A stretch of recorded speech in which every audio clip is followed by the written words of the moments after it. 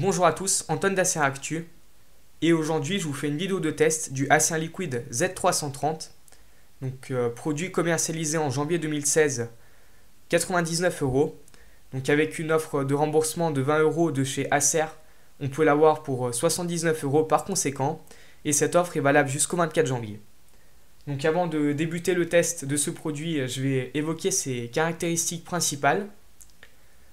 Il a un processeur Qualcomm, donc un Snapdragon 210 cadencé à 1,1 GHz, c'est un quad-core.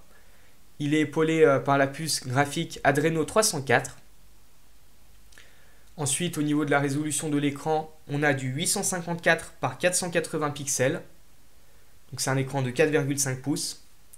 Ce qui nous donne une densité de pixels de 218 pixels par pouce, qui est un peu faible, qui est faible. Et donc on voit un peu les pixels à l'œil nu si on regarde le téléphone un peu de près. Ensuite, en ce qui concerne les appareils photo. Donc l'appareil photo dorsal a 5 millions de pixels avec un flash LED. La caméra frontale a 5 millions de pixels et c'est une caméra grand angle. En ce qui concerne la mémoire vive, on a 1 Go de RAM. Et donc pour la mémoire de stockage, on a 8 Go. Extensible par micro SD jusqu'à 32 Go. Donc au niveau de la mémoire interne, on nous indique qu'il a 8 Go, mais il y a une bonne partie qui est prise par le système et au final, au premier allumage, il lui reste à peu près 3 Go, ce qui n'est pas beaucoup, donc il sera indispensable de lui prendre une micro SD. Donc maintenant, je vais passer à la connectivité du produit. Donc il est 4G LTE, il a le Bluetooth, il a le Wi-Fi et il tourne sous Android 5.1.1 Lollipop.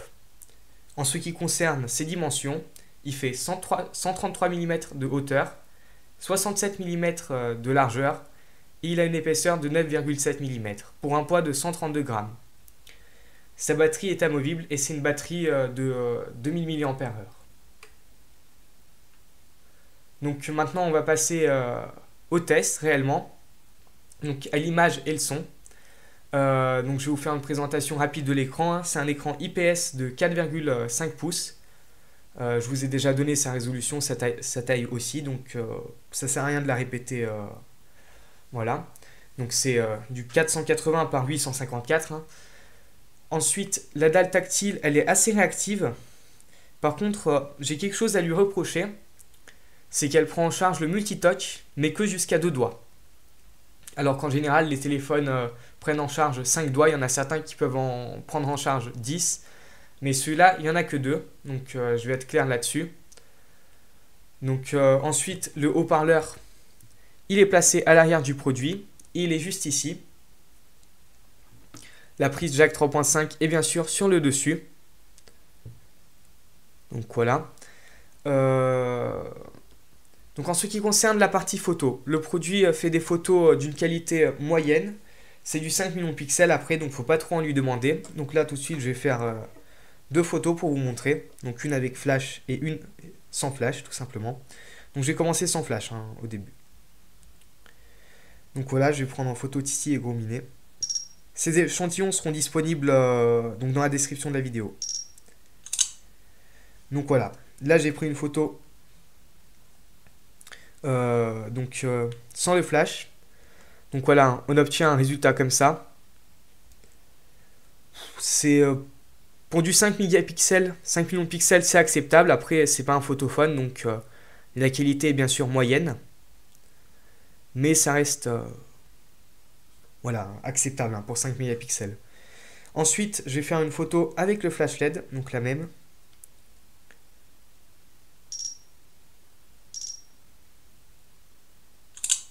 Donc le focus se fait très très rapidement sur ce produit, ça c'est un bon point. Après, la qualité des photos, c'est autre chose. Donc voilà, avec le flash LED, on obtient un résultat comme ça. C'est honnête pour du 5 millions de pixels, mais il ne faut pas trop en lui demander, quoi.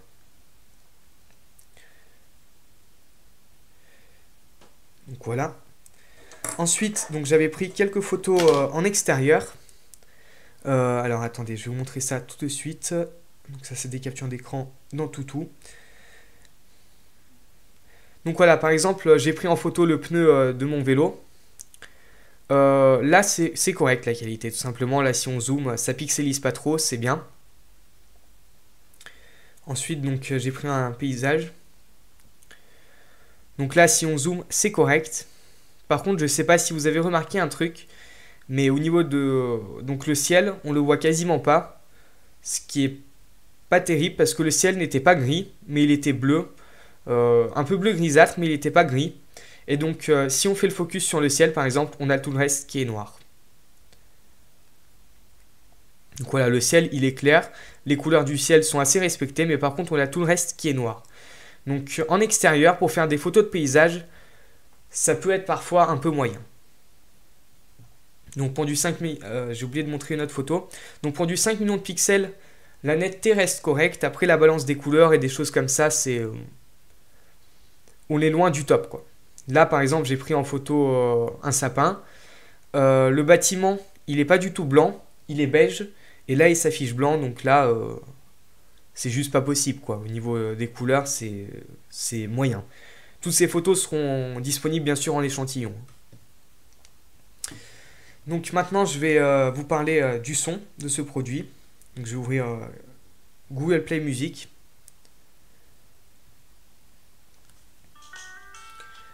Donc voilà, le son, il sort derrière avec son haut-parleur. Donc je vais vous faire écouter un peu. Donc là, je suis à la moitié. Si je mets au maximum, il est vrai que le haut-parleur produit quelque chose de tout à fait correct. Donc je vais vous faire écouter.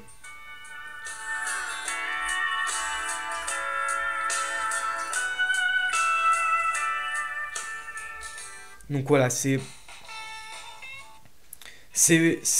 bon quoi au niveau du son. Il n'y a rien à reprocher. Il est peut-être un peu faible. Ensuite, voilà quoi, ça reste un smartphone. Il est équipé de DTS Studio Sound, donc ce qui permet d'augmenter un peu le volume et d'améliorer la qualité. Personnellement, moi je suis pas fan de l'amélioration que ça fournit. Mais bon, vous pouvez le désactiver, donc c'est une fonction en plus. Voilà. Donc voilà, c'est dans les paramètres qu'on peut l'activer et la désactiver. Quelque chose de classique chez Acer, ça y est quasiment sur tous les produits Acer, DTS Studio Sound ou DTS HD. Ici c'est Studio, hein, comme vous pouvez le voir. Donc je vais remettre le son maximum.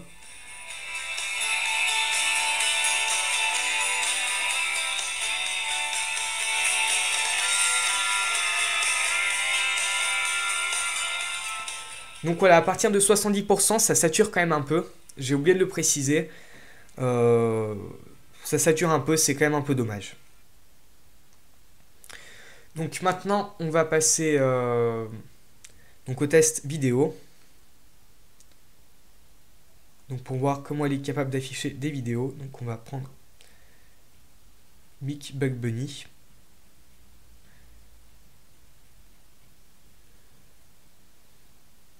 Voilà. Espérons qu'il se mette en paysage. Voilà, nickel.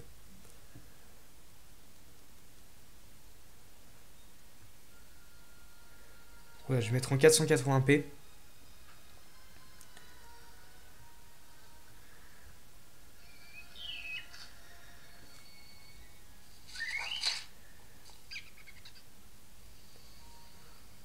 Donc voilà, les couleurs, elles sont tout à fait correctes. La fluidité est également au rendez-vous. Donc sur ce point-là, je pense pas qu'il y ait grand-chose qui pose problème. Il n'y a rien qui pose problème d'ailleurs. C'est juste sa résolution un peu faible.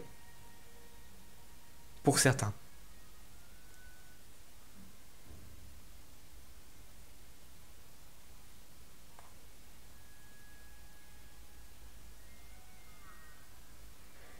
Donc voilà, si je rapproche un peu le téléphone, je pense qu'on pourra distinguer les pixels. Sinon, je vous montrerai à partir de l'écran d'accueil. Donc non, on voit pas trop là.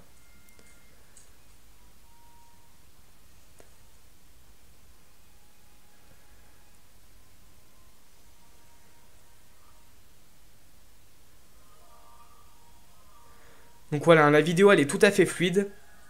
Il n'y a pas de problème sur ce point-là. Les couleurs elles sont fidèles. Donc on peut bien regarder des vidéos dessus sans problème. Donc ce que je vous disais au niveau des pixels, c'est que si on le regarde de très près, on peut distinguer les pixels.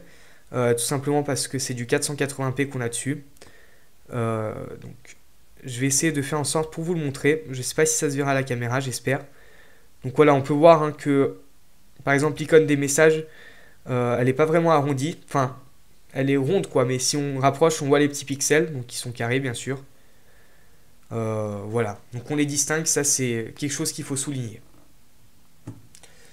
Ensuite, on va voir ces couleurs, donc avec Screen Test. Donc là pour information, j'ai mis la luminosité un peu en dessous de la luminosité moyenne. Et donc les noirs sont profonds. Donc les gris sont également bien gris, les rouges aussi. Donc les rouges ils sont rouges, pardon. Les verts aussi, les bleus. Donc au niveau de la colorimétrie de l'écran, rien à dire. Vraiment rien à dire. C'est tout à fait satisfaisant. Donc là on a les contrastes, donc il faut voir la barre la plus foncée et la moins foncée pour que ce soit bon. Et je les vois bien. Pour les couleurs, la même chose. Donc voilà. Et le blanc qu'on a sauté tout à l'heure, oui, il est tout à fait correct. Donc maintenant on va passer à ses performances. Donc on va ouvrir en tout.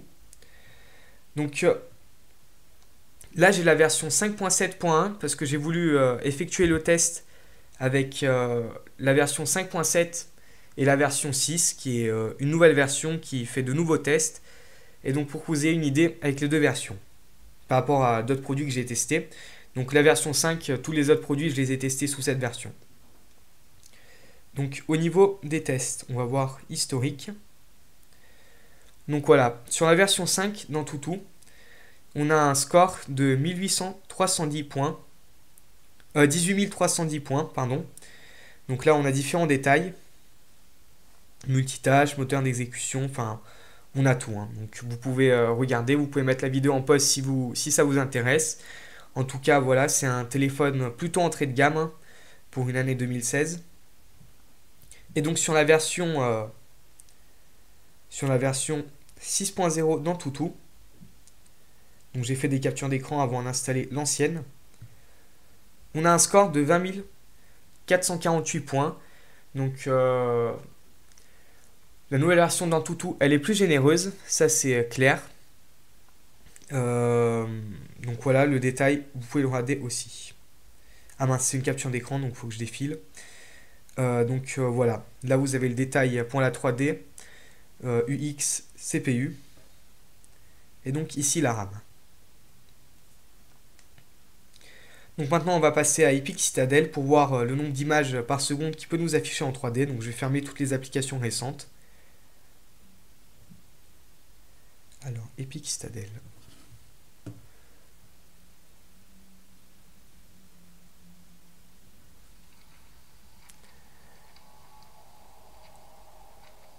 Donc voilà, là, ça sera de nouveau l'occasion de voir la qualité de son son et la qualité de son écran. On va également voir la fluidité.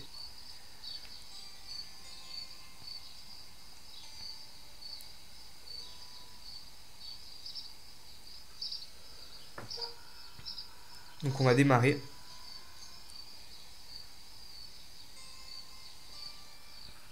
Donc voilà, juste à gauche, en bas, on a le frame rate donc, actuel. Et donc après, à la fin, on aura la moyenne du nombre d'images par seconde. Donc voilà, là pour l'instant, c'est au-delà de 50 fps, ce qui est bon. Et donc à la fin, on verra la moyenne donc sur toute la vidéo, entre guillemets, enfin sur tous les graphismes que vous aurez vus. Donc je vais vous dire honnêtement, ce produit n'est pas vraiment fait pour du jeu, tout simplement parce qu'il a un processeur vraiment entrée de gamme. Voilà, ne vous attendez pas à faire tourner du Real Racing 3 dessus. Ça sera saccadé, ça sera pas fluide. Après, pour des jeux comme Subway Surfers, Candy Crush Saga, enfin des jeux assez légers, il les fera tourner sans problème.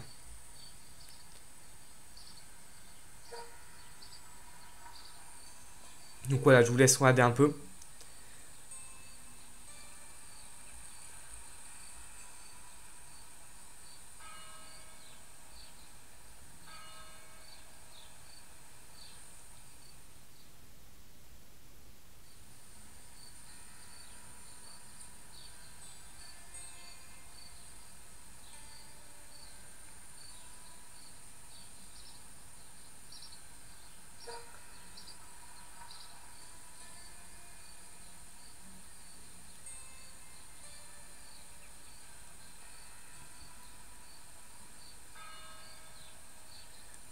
Donc voilà, on a un score de 54,9 fps, ce qui est un très bon score.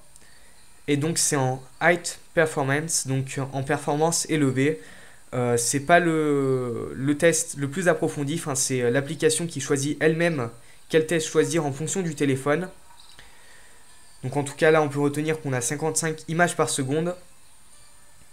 Donc je trouve que c'est bien avec une résolution de 792 par 481.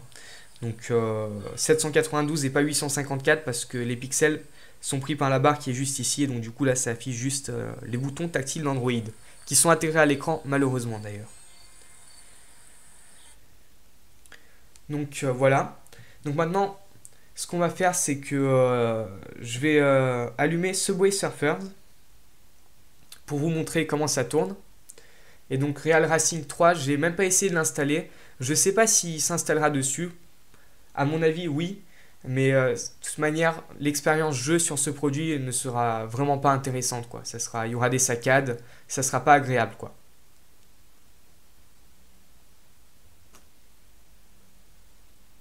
Donc voilà, c'est en train de charger.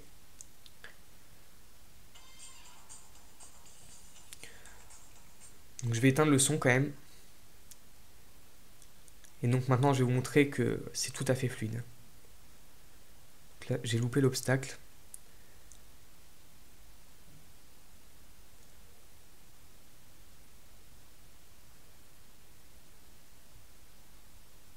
Donc voilà, c'est tout à fait fluide, c'est tout à fait jouable. Après, ne vous attendez pas à faire tourner de l'Asphalt 8 dessus ou des jeux de ce type-là, quoi. Des jeux qui demandent beaucoup de performance.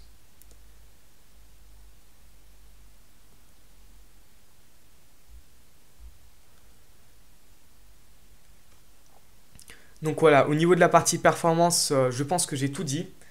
Donc maintenant, on va passer à sa surcouche. Donc sa surcouche, elle est assez légère. On a le lanceur de chez Acer, hein, c'est l'écran d'accueil tout simplement. Euh, donc c'est pas grand chose, hein. On peut installer le lanceur stock d'Android avec Google Now Launcher. Celui d'Acer, il marche bien. Il n'a pas de fonctionnalité supplémentaire, il n'y a rien à dire. En ce qui concerne la surcouche sur la caméra, ben, on a beaucoup de choses. Donc tout simplement parce qu'on a beaucoup d'options. Voilà, hein, donc pour la photo, on a HDR, magique lumineux, photo avec son, présentation. Donc après, on a différents modes, paysage, nuit, portrait nocturne, portrait. Donc on a des effets aussi mono, sépia, négatif. Ouais. Et aqua. Ensuite, pour la vidéo, on a un mode normal et accéléré. Pour la vidéo, on a également un mode nuit. Donc on peut régler la balance des blancs, la luminosité, les contrastes, les couleurs, la netteté, des choses comme ça. Et on a un retardateur. On a également la commande vocale sur ce produit. Et donc quand on fait des photos en 4 tiers, c'est du 5 millions de pixels bien sûr. En 16 neuvième, ça passe à du 4 millions de pixels. Donc ensuite, on a un stabilisateur vidéo. Et donc le contrôle vocal, voilà la différentes listes. Donc la liste des différentes commandes.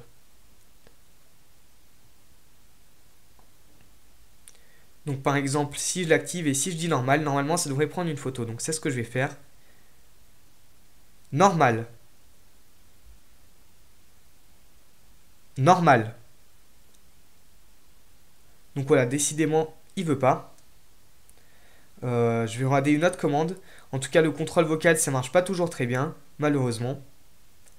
Donc ce que je vais essayer de faire, c'est que je vais dire HDR ou magique lumineux. Donc on va recommencer. HDR. Donc, voilà, ça a marché pour HDR, donc on va le désactiver. On va dire magique lumineux. Donc là, par exemple, ça ne veut pas le prendre. Peut-être qu'il faut le dire en anglais, je sais pas, je vais essayer. Bright Magic. Non plus. Donc les commandes vocales ne fonctionnent pas très bien sur l'appareil photo. Ensuite, pour la surcouche, on a bien sûr Lumiflex. C'est censé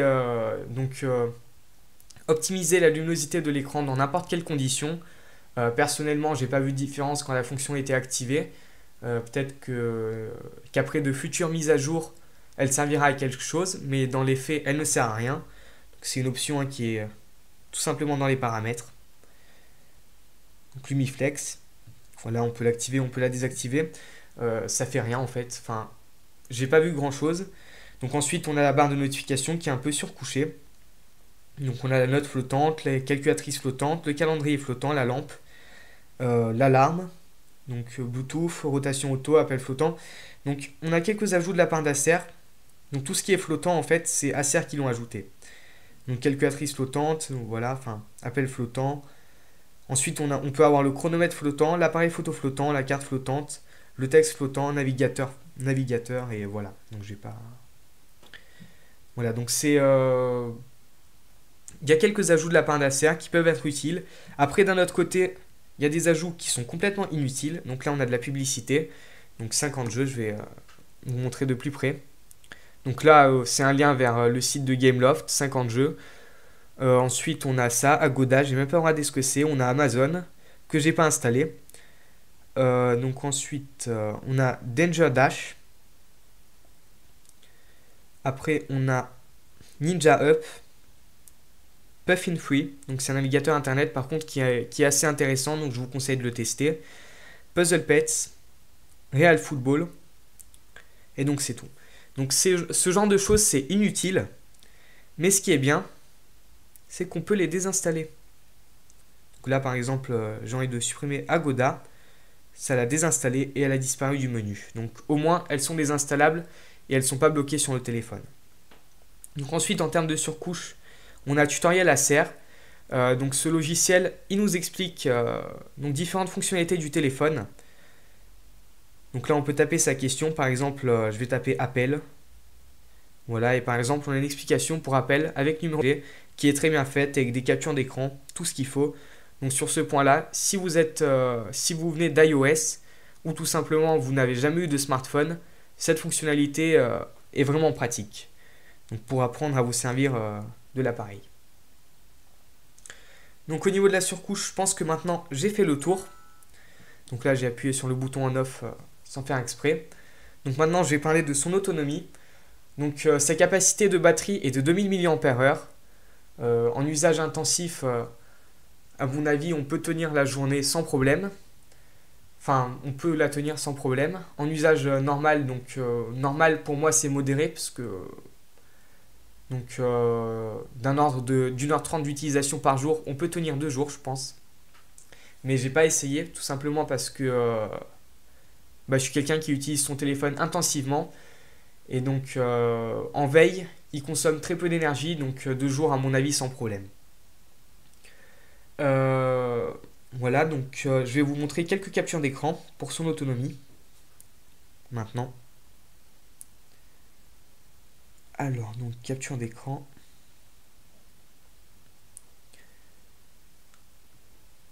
Donc voilà, j'ai fait un test avec Antutu, donc le test de batterie. Il a tenu 2h49. Donc la luminosité, elle était à fond. Et donc quand on fait ce genre de test avec Antutu, en général, la batterie se décharge assez vite. Donc plus vite qu'en usage normal.